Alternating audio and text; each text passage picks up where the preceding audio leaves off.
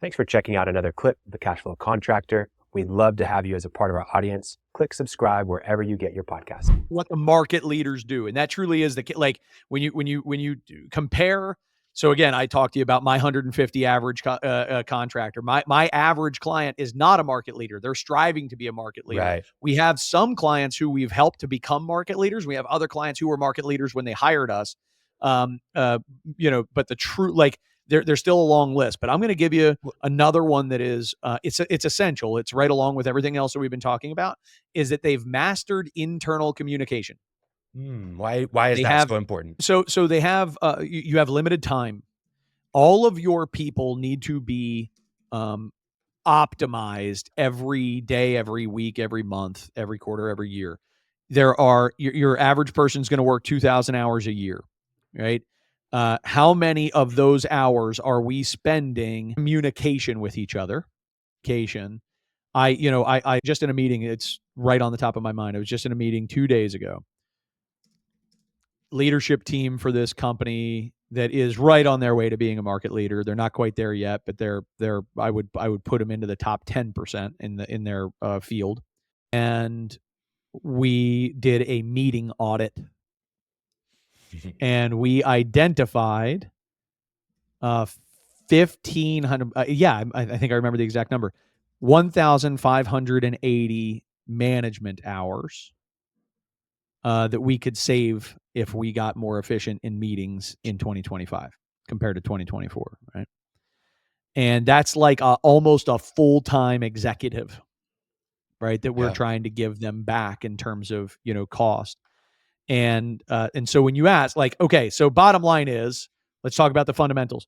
We've all got to be in the loop and knowing what we need to know to do our job at the best of our ability, so that we deliver on customer expectations, so that we don't have waste on rework and stuff that we have to do twice and 3 times because it wasn't done correctly.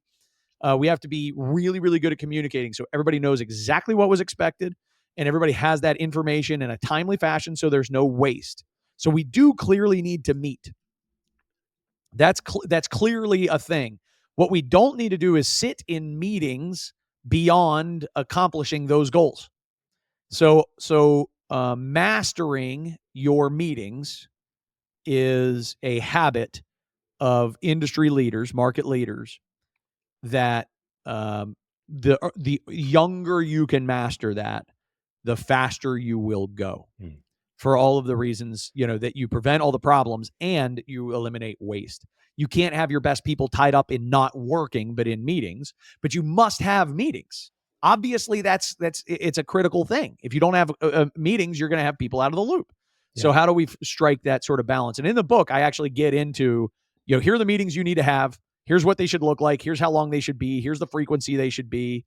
And if there's one thing that for the one person who's listening that won't read the book, because I'm sure the rest will buy it. but for they're already looking. They're already looking. They've clicked. They've bought it. I get it. Hey, be careful. You're driving. I understand. Yeah. But no, it's for those people who may not read the book, I'll give you the number one takeaway from that portion of the book, which is, I cannot tell you of all the amazing heavy lifting, hard work that my team has put in with clients.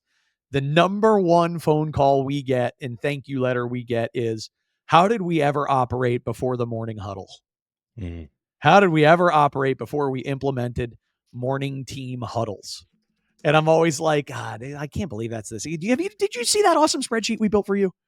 Like, it's the huddle advice. Really, that's the thing. But that is the thing. It is often the biggest game changer that we deliver, is helping people to have effective 15-minute morning huddles to get aligned and to make sure that it just creates accountability, efficiency, teamwork, culture, fun, right? Focus, like all this kind of stuff. And if we can have daily huddles and be really effective with those, winning every day becomes easier, and winning, days turn into weeks and turn into months and turns into years and turns into careers. Can you give us a rundown of, hey, this is the perfect 15-minute huddle?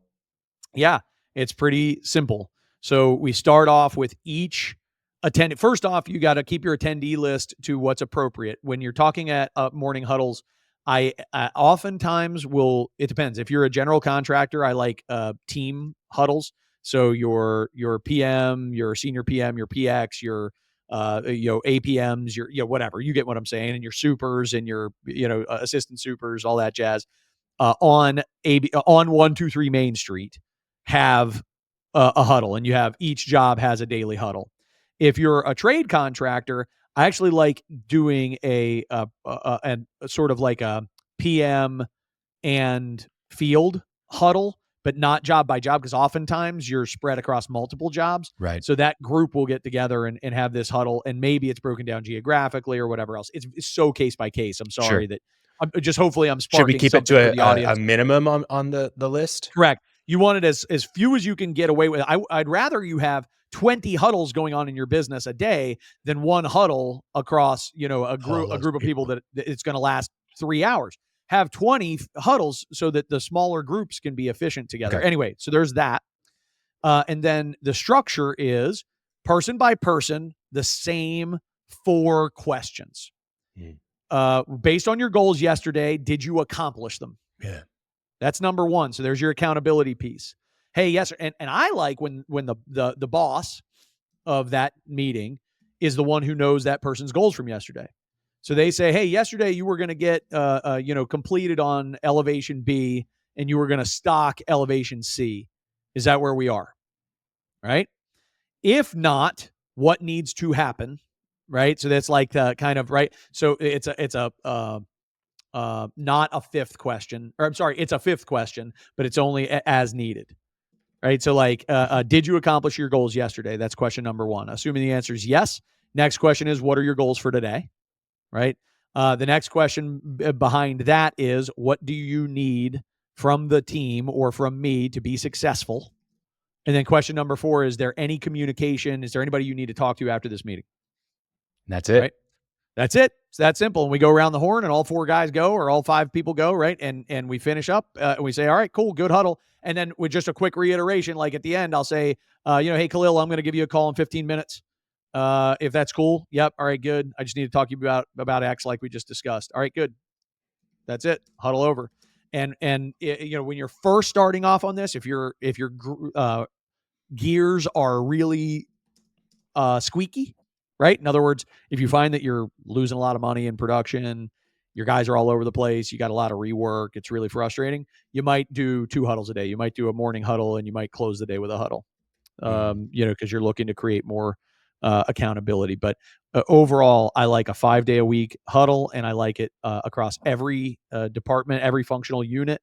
And my gosh, it creates so much efficiency, and it minimizes the need for those 3-hour marathon meetings that you're having. Yeah, no, that's great. So we talk about the meeting aspect, but communication doesn't just happen in meetings; it's also through channels of communication. What about how can they master those channels of communication? I mean, pick up the phone, start there. That's a big one. Pick up the phone. I think, having one place to look is a huge one. Like all these internal, or text messages that just happen between people, and it's on this thing that nobody can see, but we're talking about the project that everybody should see. I think having that one place to look, it's harder. It's easier said than done, but it is. And there are, now we're into like different tech and all that type of stuff. As a rule, whatever tech you're using, there's a great book.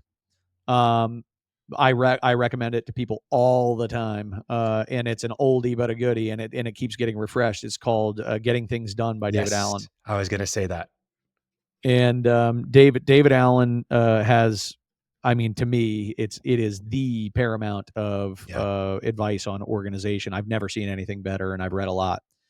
And my favorite advice from the book, amongst tons of advice, is have as few inboxes as you can possibly get away with. And his definition of an inbox is just places that you have to monitor. Yeah. Right. And so in your business, minimize your inboxes. Don't be like, well, we've got a Slack channel for this, and then we picked up a Teams channel for that, and then we're going to use email for this, but I also might text you. Like, don't do that to people. Yeah. Minimize the number of things that people have to check. If you're going to use Teams, use the hell out of Teams and own it. If you don't like Teams, figure out, maybe you use a text thread. Maybe you use, it's all good. Just minimize your tech. Thanks for checking out a clip from the Cashflow Contractor. We have full episodes where we go deep on topics that help you grow a construction business that runs without you so you can have less stress, more time, more money.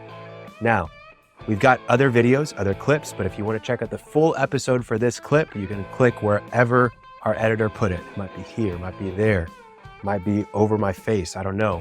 But thank you for checking us out. We'd love to have you as a part of our audience. So subscribe or check out a full episode wherever you get podcasts.